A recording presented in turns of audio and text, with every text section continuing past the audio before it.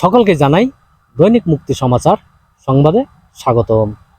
আমি এই মুহূর্তে অবস্থান করছি পাবনা জেলা ভাঙ্গুড়া উপজেলা মাটির বিলে, যেখানে রয়েছে হাজার হাজার বিঘা সরিষা এবং এই 1 বিঘা জমিতে সরিষা আবাদ করতে কত টাকা খরচ হয় সেটি আজকে আপনাদের মাঝে তুলে ধরব। আমার 1 বিঘা জমি আবাদ করতে 1 মণ ডিএপি সার দিতে হচ্ছে, তারপরে 15 কেজি পটাশ আর 10 কেজি ইউরিয়া আর 1 কেজি মালের বেতন দিতে হয়। গত বছর চেয়ে এবছরের খরচ বেশি, সারের দামও বেশি।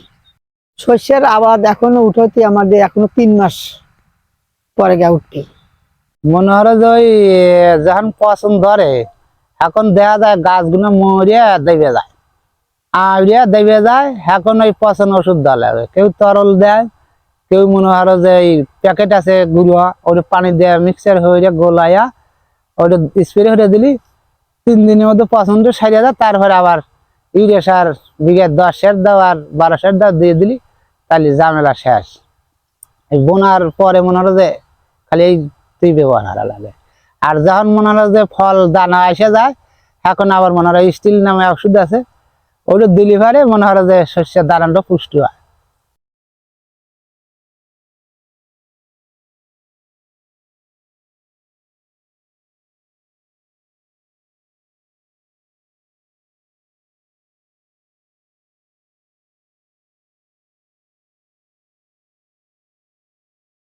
দৈনিক মুক্তি সমাচার, শামীম আহমেদ, পাবনা।